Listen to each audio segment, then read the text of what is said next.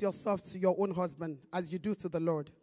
For the husband is the head of the wife, as Christ is the head of the church, his body, of which he is the Savior. Now as the church submits to Christ, so also wives should submit to their husbands in everything.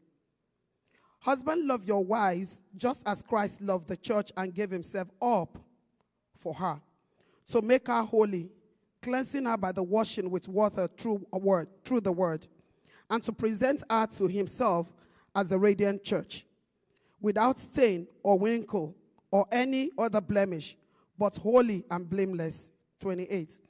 In this same way, husbands ought to love their wives as their own bodies. He who loves his wife loves himself. After all, no one ever hated his own body, but they feed and care for their body, just as Christ does for the church. That is the commandment from the book of Ephesians. Apostle Paul is encouraging us, telling the wives to submit to their husbands. The submission is not out of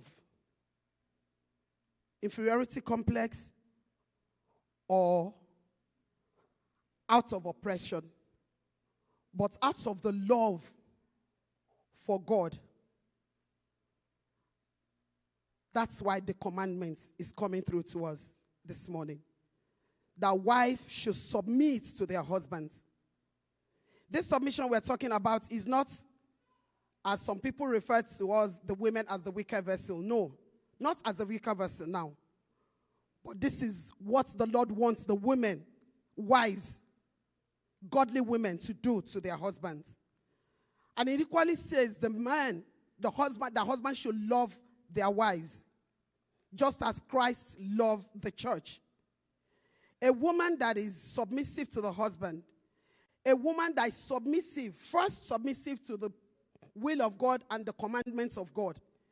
It will not be difficult, or I want to believe it will not be difficult to submit ourselves to our husbands.